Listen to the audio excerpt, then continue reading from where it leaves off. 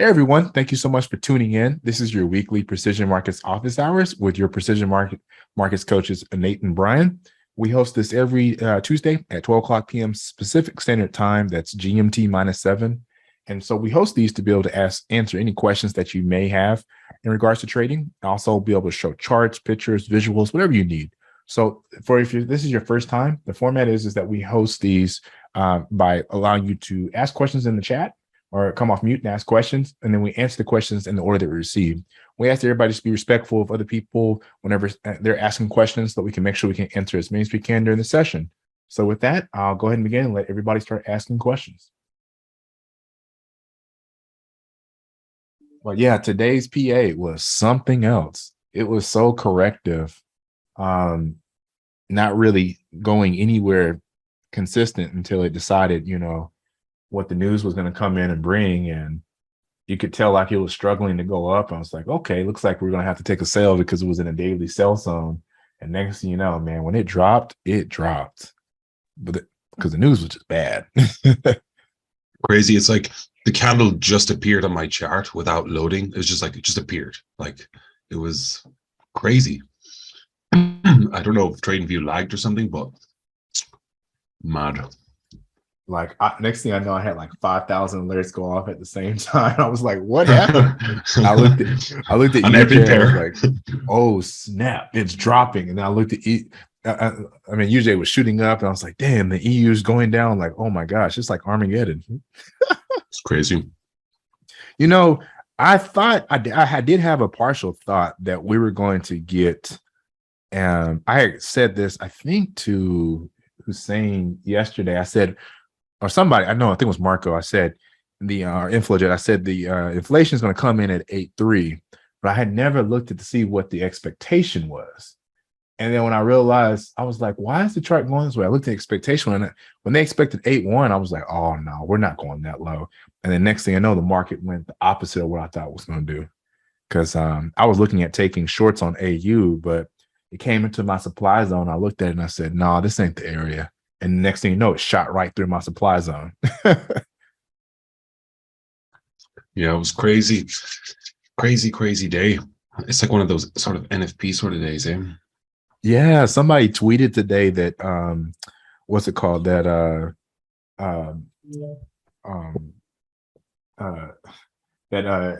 CPI has become the new NFP. Mm-hmm. Yo, for sure. The moves are so big because CPI was like a small enough move. It wasn't too bad. Like, you could get away with trading that day, but man, whatever happened today.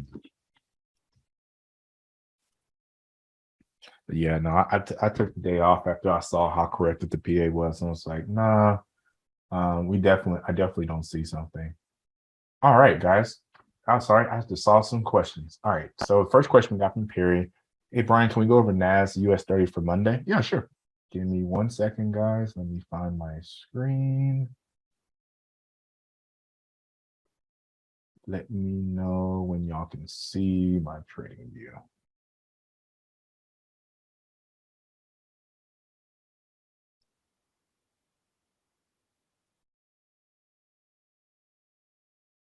Yep, we can see it, man. Okay. Good stuff. All right, let me pull up. Oh, let me do another one.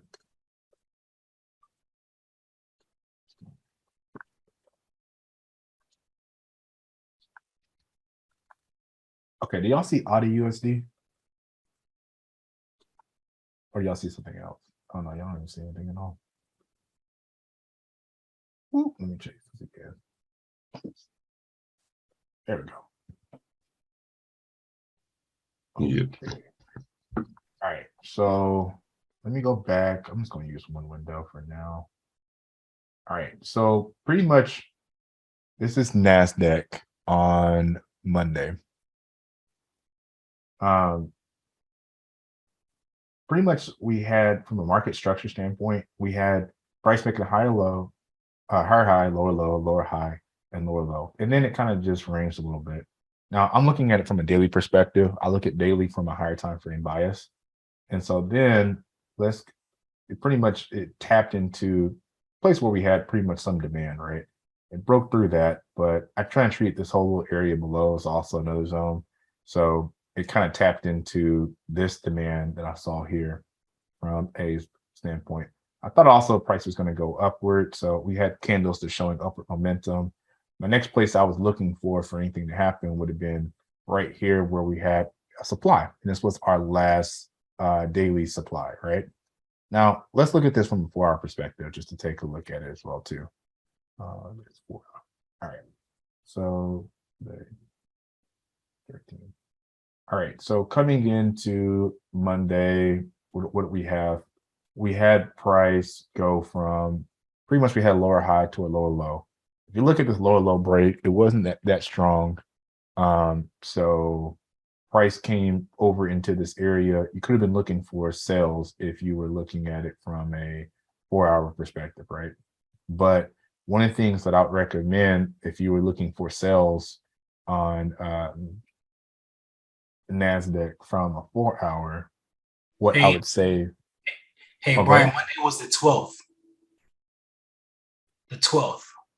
Oh, oops, sorry, guys. I'm looking at the wrong day. Price, okay, so there we go, the 12th. There we go. All right, so price had already broken this. So broken this high, so it's basically going up to make a higher high. You could have used, for instance, these zones areas. So same place where I have my daily supply, you could have looked to use that area, especially because of the fact that they had imbalance right here. You could have looked at it to be basically a zone to fill, because when you look left, right, what was broken? Well, the same place where you had supply here, you had this H4 supply. So the last two lower highs pretty much were contained in this one area. We'd already broken down on the 9th. Then you come over here to the next other supply that you could have had.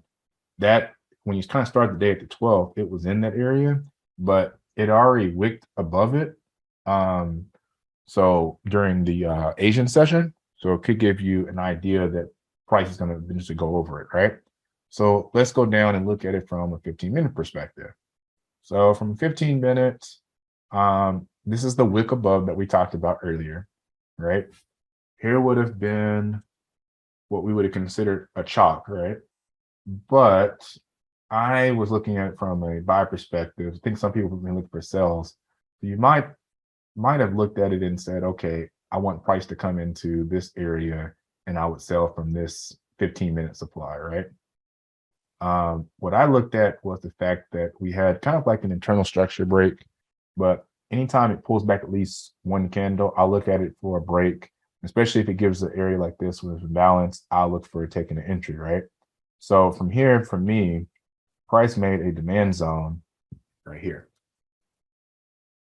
Price broke from this high. So we have one candle higher than the other. It goes in and breaks with a body close. So as soon as candle breaks this high, this is what I was looking for the break. Where did my break come? So this was essentially a demand zone for me, right? So, oh, there's no report button. All right, cool. So let me go down to our 1 minute time frame. On the 1 minute, let's see if there was an entry, right? So when price came in for me and it tapped in here from a buy perspective, this kind of ranged a little bit. You pretty much have, this would be your last low break from a candle body perspective. And so then it comes here and it barely breaks this as a high. So you would have had an entry zone. It pretty much would have been, if you would have used this candle, something like this. So that would have been essentially your entry. And then you could have set like a limit order, covering that whole little range. And with NASDAQ, you at least want to go at least 3.0 or at least 1.5 over. So we're going to move this to about 1.6. That's the cover spread. And then boom, price would have gone up. That could have been essentially a 1 to 10 trade, right? Now, looking at it from a sell perspective, right? Price taps into here. I would have been looking for this low to go right here. because this would have been to me the last high to be taken, high taken, low taken here. This is, you got pretty much a whole range here. So I wouldn't have looked to take this. You could have put your entry here, but this would have ultimately resulted, if you're taking a limit order, to be a loss, right?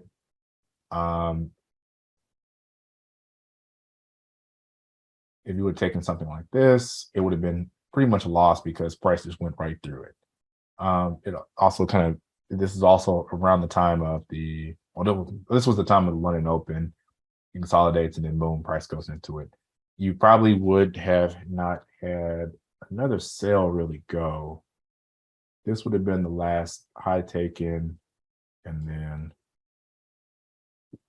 where is the then this is the low. So then you have pretty much, you could have pulled your zone, depending on how you pull your zone or whatnot. If you could have treated this as a reaction point, this could have been your entry area. You could have set another short, but momentum ultimately is going to show us that price was completely bullish. So this probably would have ended up in you taking a limit from this area, would have been ultimately probably a break even as price continues to go on. Well, thank you. For some reason, well, I trade Nas New York session. For some reason, I believe I take it too early, like around maybe 4 to 440, and then price just always comes back down and takes me out and goes to a lower POI. So like my problem, I don't know. I believe I'm taking it too early in the NY session because that's that session I trade. What time zone are you in? I'm in LA. So yeah. Okay. So you taking it for, you said 4 like NY time, right? Excuse me? 4 LA time, right? Yeah, like from 4 to 440, I've been taking trades and it hasn't been working for me. Then I see like later it goes. Okay. So let's talk about that, right? So this was the momentum coming in when you see from London. So now price is broken through the last supply. And we basically saw that the sell went through, right? And we're gonna go now. This is where you're starting trading, right? So that is I'm in Central Standard Time, so I'm 2 hours ahead of you. So this is the 4 o'clock hour. So now seeing what you saw come from London, we've already broken through this 4-hour high, right? And we haven't really shown a chalk on the 15-minute. So at this point, I'd be looking for something to happen because this high was broken. Here we have a demand zone right here. So this is now your 15-minute demand, right?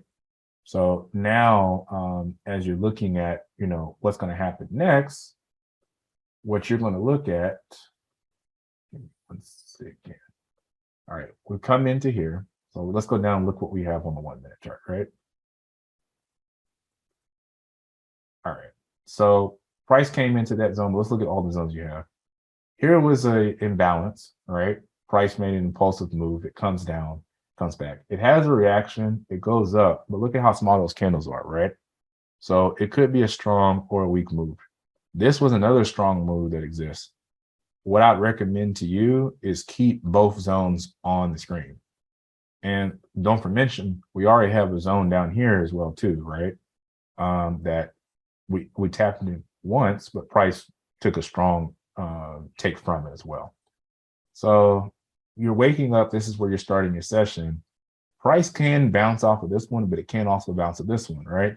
But another thing, and that probably you could add to it, is you have liquidity right here.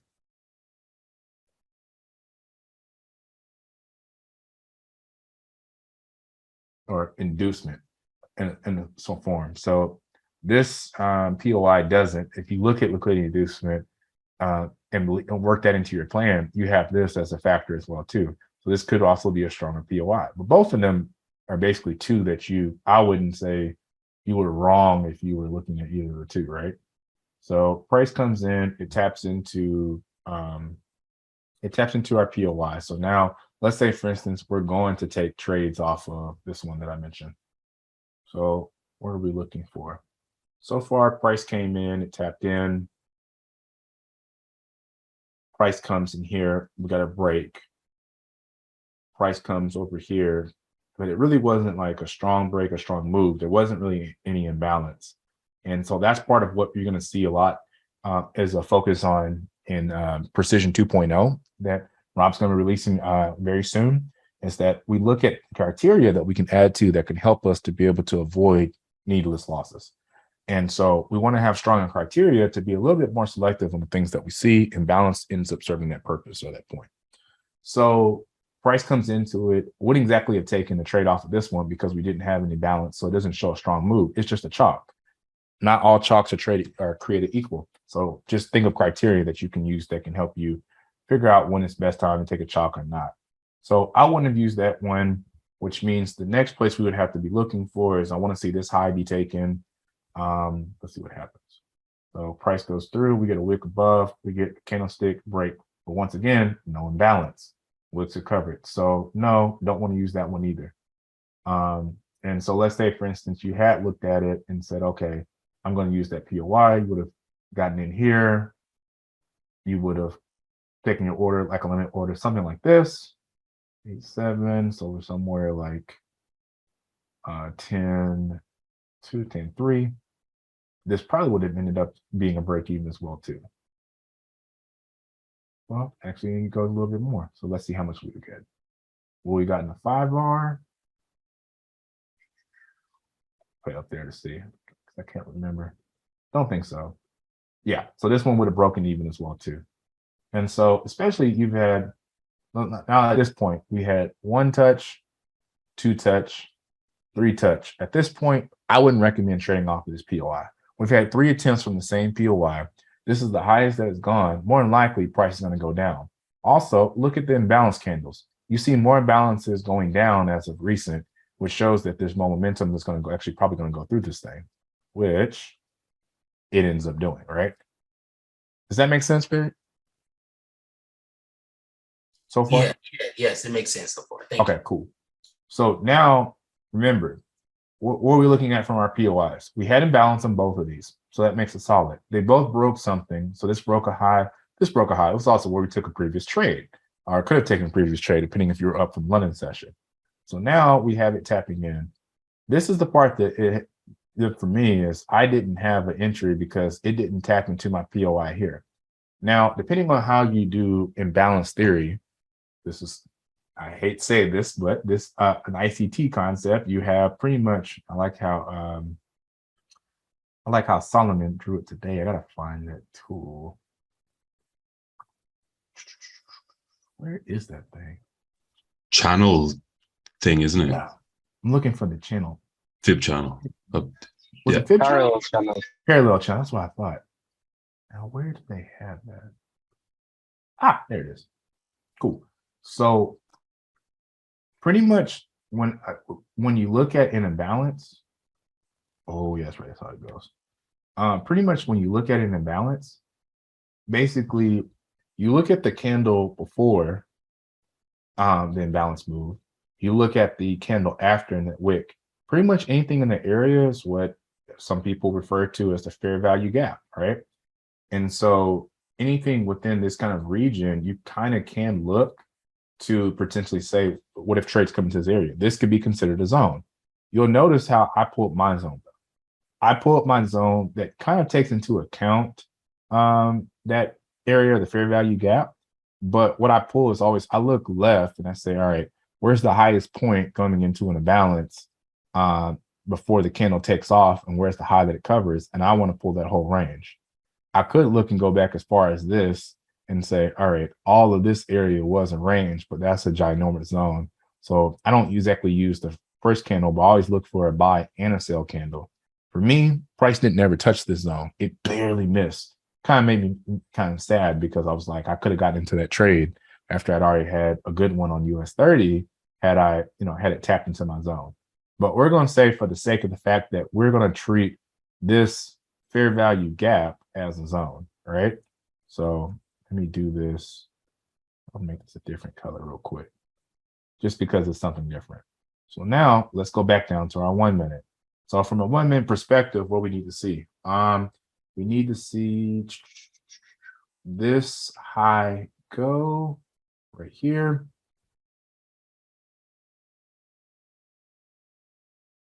And by the way, this ended there. So now we have a break with imbalance, I think.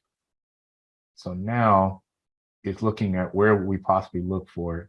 I take large zones. So for me, this whole area could have been an entry window, because when I think about what's it called? Premium and discount theory, I look at pretty much where like the whole premium discount area would have been. So I will take anything that appears within kind of that area of the zone. And then not to mention, we have a second break as well too. So the second break happens right here. So if I didn't treat this as a zone, I can also treat this little area as a zone. I like this one better because I got a much stronger candle open balance, right? So for me, between the two, I wouldn't take a trade at this bottom one. So let's put a limit order, and that's 7.5. So we're going to go 9.0 and shoot for the stars, right? Now, keep in mind, Perry, what time does the market open? 9:30. For you, no, 5:30. well, yeah, 9:30 Eastern time. You're right. Yeah. For you, 6:30, right? Yeah. So I'm gonna say this: like the New York Open for indices is kind of volatile, right? Yeah, I don't recommend trading it, but you need to be aware that you're coming up close to it, right? Sometimes it will take your trades and it'll take it to the roof. Sometimes it won't. So let me do this, right? If we're going to set logical targets, right? If this is going to be a demand zone, it's going to take out this last supply zone, right? So a take profit target that I would have would be really right here, and say, okay, that's my M15 take profit. I look also to the hourly time frame. If it's going to break all of this, then it needs to break that. So this would be my hourly target. So you have at least two targets. So I'm just going to set this for that, right? That's a 1 to 7. I might round up and say I'm gonna go for a 1 to something, like 1 to 8, 1 to 9. So let's go back down to the 1 minute. Let's see if this works out. So price hovers, price taps in, price bounces, price hovers. At this point, you're at break even and take off.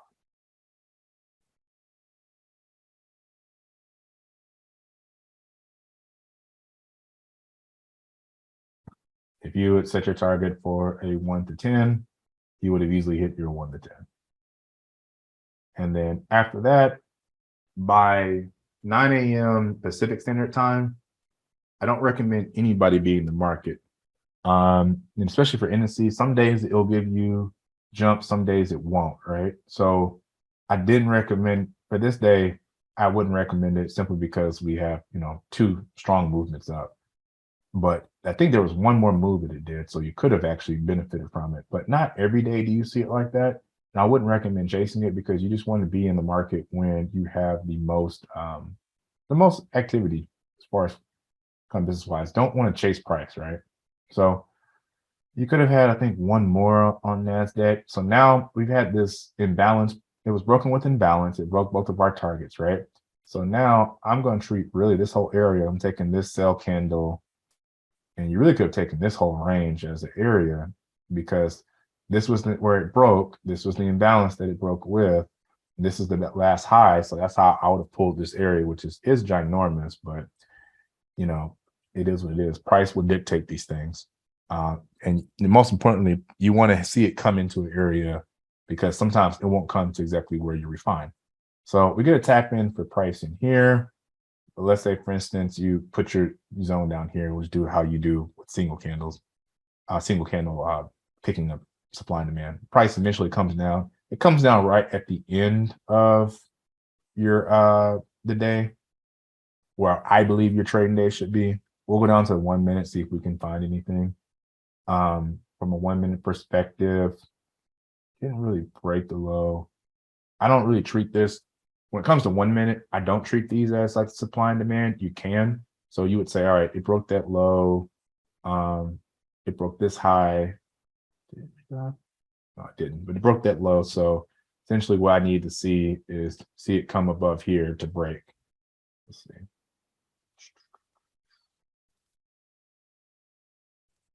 Okay, break with strength. We have some imbalance. You could trade the last area where it broke through, something like right here. So we'll treat this as an entry area.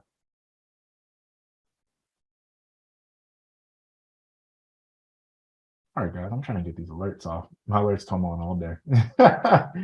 So that must be a serious POI, Brian, that you have 100 alerts on that thing.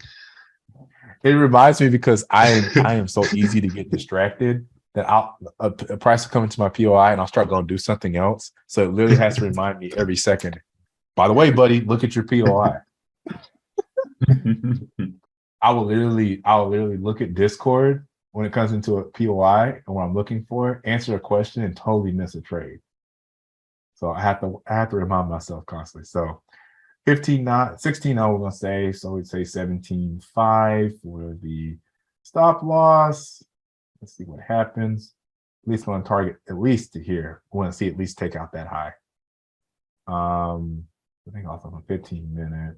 Yeah, but that's our 15-minute high as well too. So move this.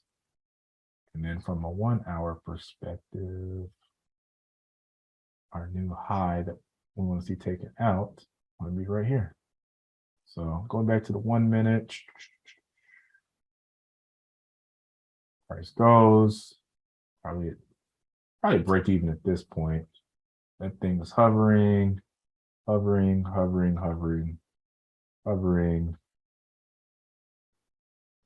I hate this.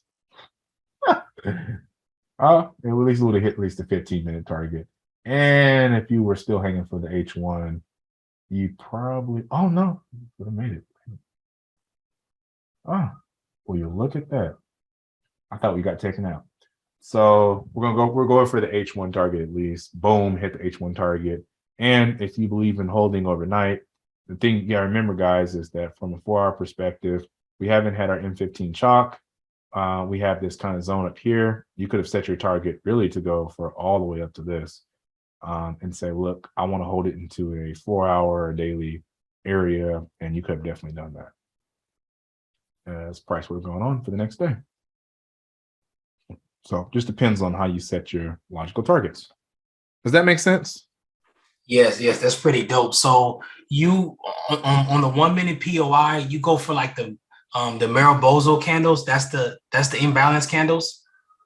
I always look for an imbalance to break a chalk. I have a second criteria that I've been back testing for the last week because it's what I've been trying to just do is just avoid like the chalks that we saw that we would take a loss, right? All chalks aren't the same. So you can see a chalk anywhere. You can see Maribozo candles everywhere. You can see supply and demand everywhere, but it's all about context of where it's at and how it breaks. And those things are important for us to be able to see. So I put the criteria because I noticed that with imbalances, like something new, and you'll see and notice here that I put is momentum entries. Enter with momentum reactions, not predictions. So the thing is, like, to move the market, depending on what time of day, right? What exactly is in a candle? Well, when you see a candle like this, and then you have it with a high and a low, right? What does that really mean? Well, it means that at some point they push price all the way up. So price went as far as, so wherever it started, that's the open. So we're gonna treat this like this is a bullish. Let me change the color so make it easy. Oh, wait. So it's going to be green. So this is a bullish candle, right? So what happens when you see a bullish candle? That means that price started from this point. It may have gone down here. It may have gone this high. Ultimately, it closed here, right? And so that's the final step. So in order for it to clear the distance, that's the actual body, that's the amount of orders they had to push. And the way I always think about trading is it's a big tug of war game. You have buyers and sellers, right? And if you want to know where the banks are at, you look at where, if you're buying, you look to see strong imbalance candles, because the only people that could make candles like this is institutions. Because it takes, like, I think sometimes 10 million, 100 million, $1 billion, 10 billion to move the market like 1 pip, right? So when you see a candle like this and you see the market moved, 500 something pips or 51 pips, you're like, okay, there obviously has to have been a bank that made that move, especially when you see, let me turn this on real quick, multiple imbalance candles back to back. Well, that shows like a very important movement in the market, right? So that when price comes back to it, you see price had a strong move down. What happened? Well, it got met with a doji. What does a doji mean? Well, it means that buyers and sellers were pretty damn near equal when it comes to momentum in the market. And then you see the market slowly start moving. Now, this also was a time where volume was dropping, right? So this ain't the best move to show. But if we come back to this place where we had imbalance before, we had imbalance, the market moved, it broke through a previous supply, the market came down, it tested here, but it didn't show strong movement.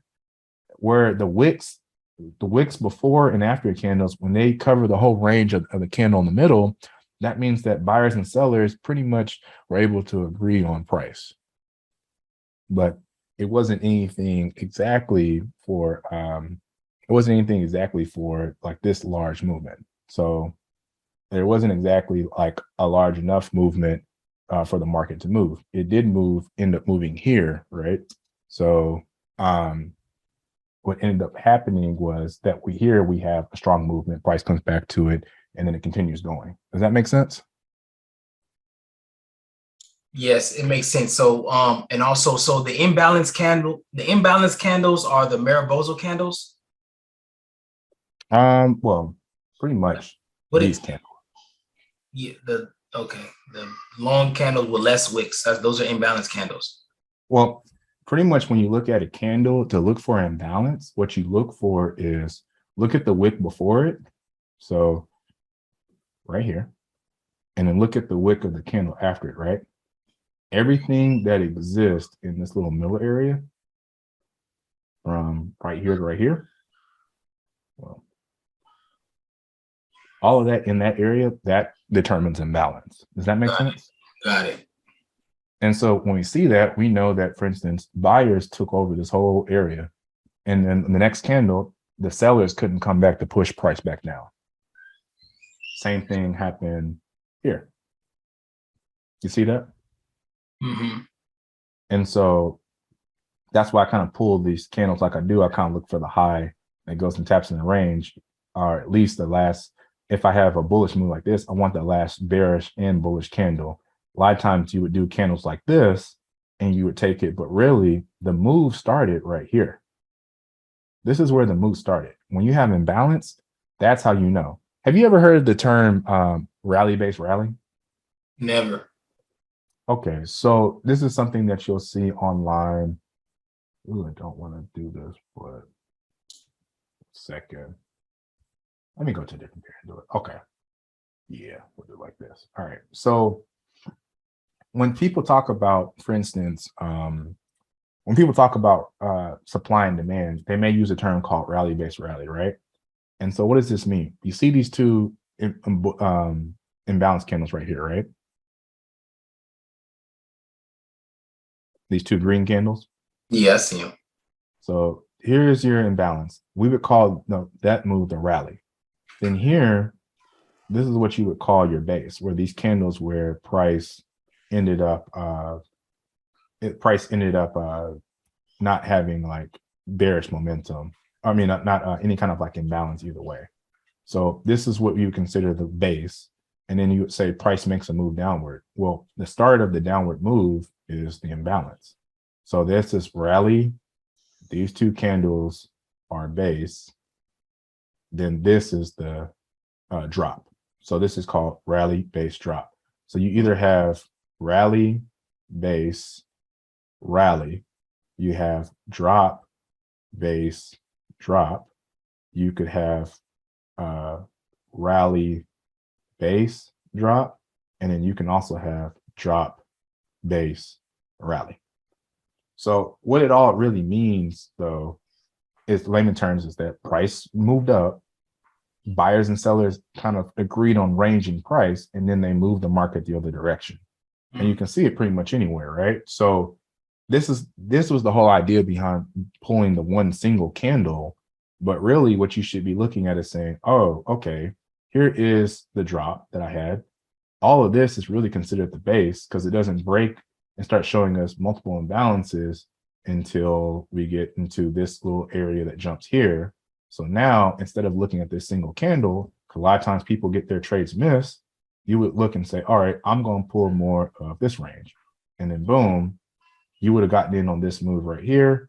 You could have been able to buy from this range and price would have gone on to hit a take profit because it would at least would have cleared this M15 high. Does that make sense? Yeah.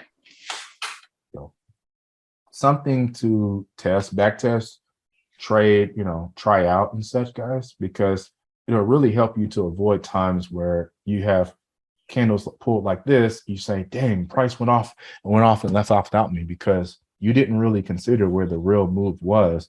And the real move kind of started right here. Yes. And also, what is a dead zone for US 30 and NOS, like to not trade? What time? Anytime after 11, you have to be careful, because that's like, think of kill zone hours, right?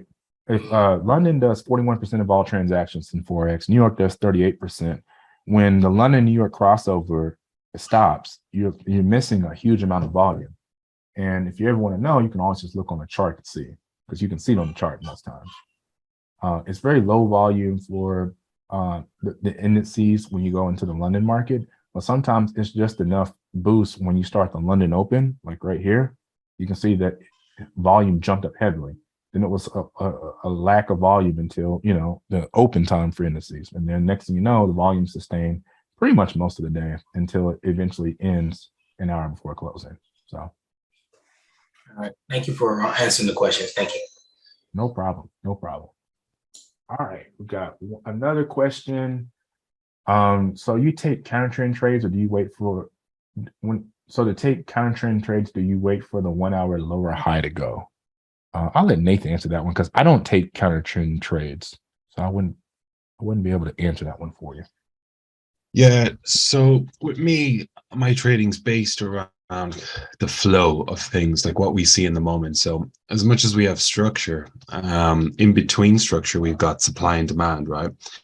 So supply, demand, and structure together is order flow.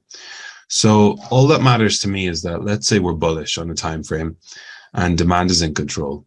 So the only time I'm going to take a short trade is when supply takes control. So for me, I'm using the 15. That's my main time frame. I think yourself, Brian, you use the hour. You and Rob use the hours, don't you? Yeah, I'll use the hours sometimes, like mostly helping for targeting, and also because I use the daily as my higher time frame. So I use the hour to see whenever price reverses, or even find POIs that I can trade off of. Mm-hmm.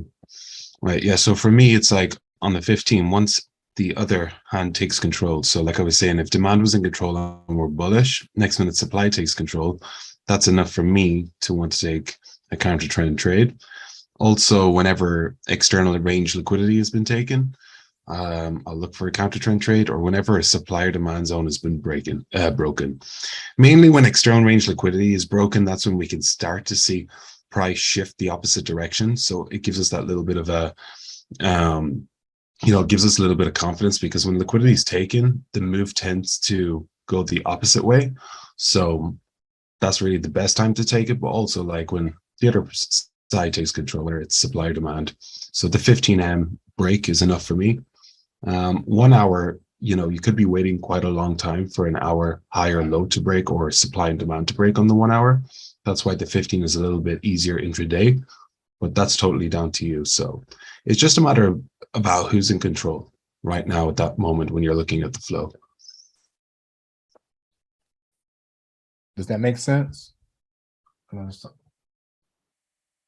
Awesome. Welcome. Awesome. All right, guys. Thank y'all so much for tuning in. Sorry to suck up all the time with the NASDAQ, but Want to make sure You gotta, bro. You gotta go check that POI. Please check it for us. Oh. Let us know how it goes.